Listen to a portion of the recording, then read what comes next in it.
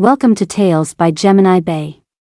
Today, we dive into a charming and tender story by Arthur Conan Doyle, best known for his detective tales but also a master of romance. Join me as we explore Sweethearts, a heartwarming narrative about love and the ties that bind us. Sweethearts. It is hard for the general practitioner who sits among his patients both morning and evening, and sees them in their homes between, to steal time for one little daily breath of cleanly air. To win it he must slip early from his bed and walk out between shuttered shops when it is chill but very clear, and all things are sharply outlined, as in a frost. It is an hour that has a charm of its own, when, but for a postman or a milkman, one has the pavement to oneself, and even the most common thing takes an ever-recurring freshness, as though causeway, and lamp, and signboard had all wakened to the new day. Then even an inland city may seem beautiful, and bear virtue in its smoke-tainted air. But it was by the sea that I lived, in a town that was unlovely enough were it not for its glorious neighbor. And who cares for the town when one can sit on the bench at the headland, and look out over the huge, blue bay, and the yellow scimitar that curves before it? I loved it when its great face was freckled with the fishing boats, and I loved it when the big ships went past, far out, a little hillock of white and no hull, with topsails curved like a bodice, so stately and demure. But most of all I loved it when no trace of man marred the majesty of nature, and when the sunburst slanted down on it from between the drifting rain clouds. Then I have seen the further edge draped in the gauze of the driving rain, with its thin gray shading under the slow clouds, while my headland was golden, and the sun gleamed upon the breakers and struck deep through the green waves beyond, showing up the purple patches where the beds of seaweed are lying. Such a morning as that, with the wind in his hair, and the spray on his lips, and the cry of the eddying gulls in his ear, may send a man back braced afresh to the reek of a sick room, and the dead, drab weariness of practice. It was on such another day that I first saw my old man. He came to my bench just as I was leaving it. My eye must have picked him out even in a crowded street, for he was a man of large frame and fine presence, with something of distinction in the set of his lip and the poise of his head. He limped up the winding path leaning heavily upon his stick, as though those great shoulders had become too much at last for the failing limbs that bore them. As he approached, my eyes caught nature's danger signal, that faint bluish tinge in nose and lip which tells of a laboring heart. "The bray is a little trying, sir," said I. "Speaking as a physician, I should say that you would do well to rest here before you go further." He inclined his head in a stately, old-world fashion, and seated himself upon the bench. Seeing that he had no wish to speak I was silent also, but I could not help watching him out of the corners of my eyes, for he was such a wonderful survival of the early half of the century, with his low-crowned, curly-brimmed hat, his black satin tie which fastened with a buckle at the back, and, above all, his large, fleshy, clean-shaven face shot with its mesh of wrinkles. Those eyes, ere they had grown dim, had looked out from the box seat of mail coaches, and had seen the knots of navvies as they toiled on the brown embankments. Those lips had smiled over the first numbers of Pickwick, and had gossiped of the promising young man who wrote them. The face itself was a 70-year almanac, and every seaman entry upon it where public as well as private sorrow left its trace. That pucker on the forehead stood for the mutiny, perhaps, that line of care for the Crimean winter, it may be, and that last little sheaf of wrinkles, as my fancy hoped, for the death of Gordon. And so, as I dreamed in my foolish way, the old gentleman with the shining stock was gone, and it was 70 years of a great nation's life that took shape before me on the headland in the morning. But he soon brought me back to earth again. As he recovered his breath he took a letter out of his pocket, and, putting on a pair of horn-rimmed eyeglasses, he read it through very carefully. Without any design of playing the spy I could not help observing that it was in a woman's hand. When he had finished it he read it again, and then sat with the corners of his mouth drawn down and his eyes staring vacantly out over the bay, the most forlorn-looking old gentleman that ever I have seen. All that is kindly within me was set stirring by that wistful face, but I knew that he was in no humor for talk, and so, at last, with my breakfast and my patients calling me, I left him on the bench and started for home. I never gave him another thought until the next morning, when, at the same hour, he turned up upon the headland, and shared the bench which I had been accustomed to look upon as my own. He bowed again before sitting down, but was no more inclined than formerly to enter into conversation. There had been a change in him during the last 24 hours, and all for the worse. The face seemed more heavy and more wrinkled, while that ominous Venus tinge was more pronounced as he panted up the hill.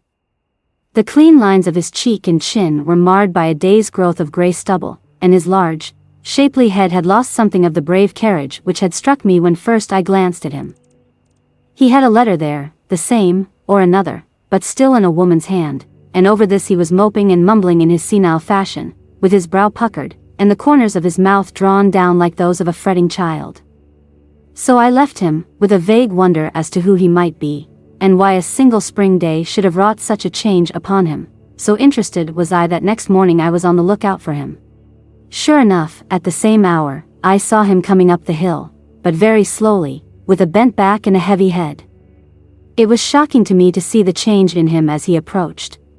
"I am afraid that our air does not agree with you, sir," I ventured to remark, but it was as though he had no heart for talk. He tried, as I thought, to make some fitting reply, but it slurred off into a mumble and silence. How bent and weak and old he seemed, 10 years older at the least than when first I had seen him. It went to my heart to see this fine old fellow wasting away before my eyes.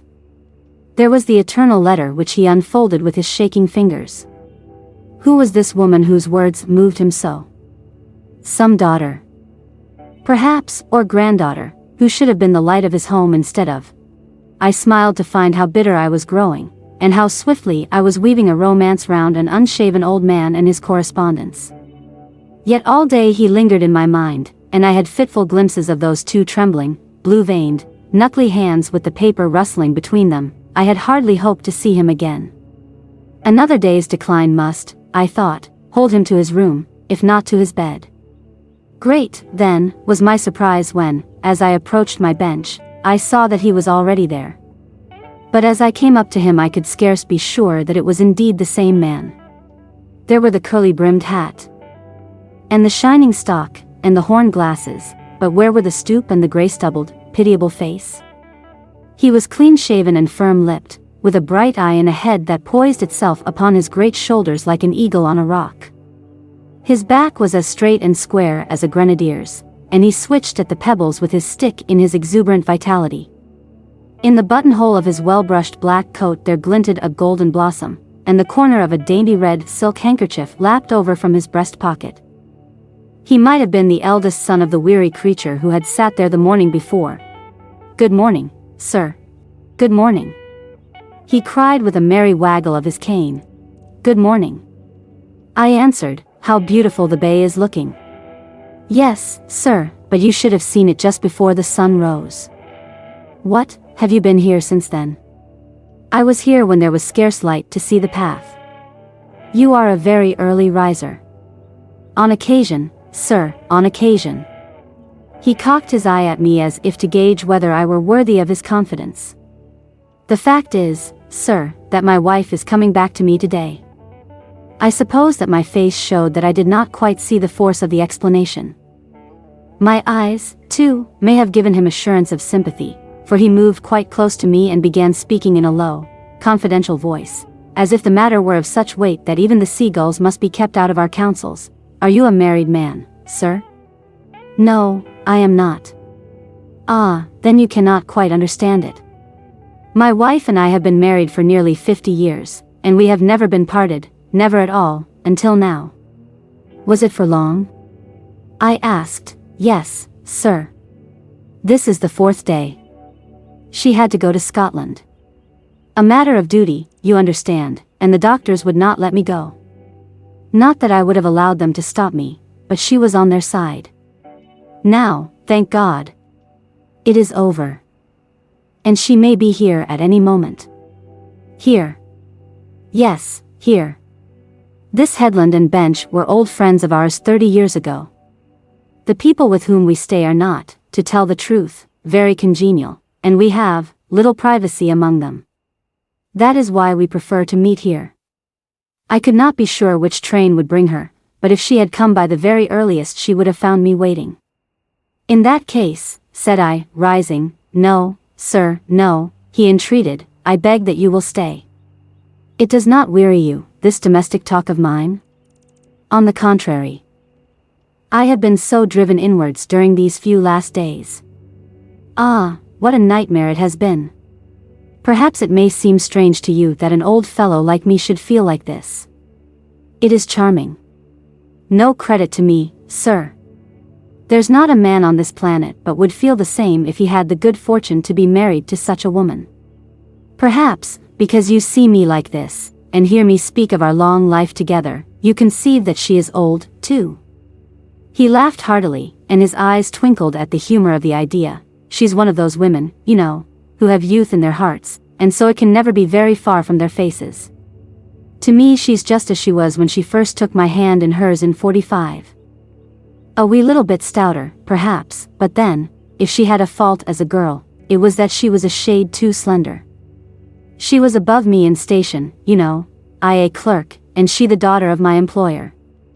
Oh. It was quite a romance, I give you my word, and I won her, and, somehow, I have never got over the freshness and the wonder of it. To think that that sweet, lovely girl has walked by my side all through life, and that I have been able. He stopped suddenly, and I glanced round at him in surprise.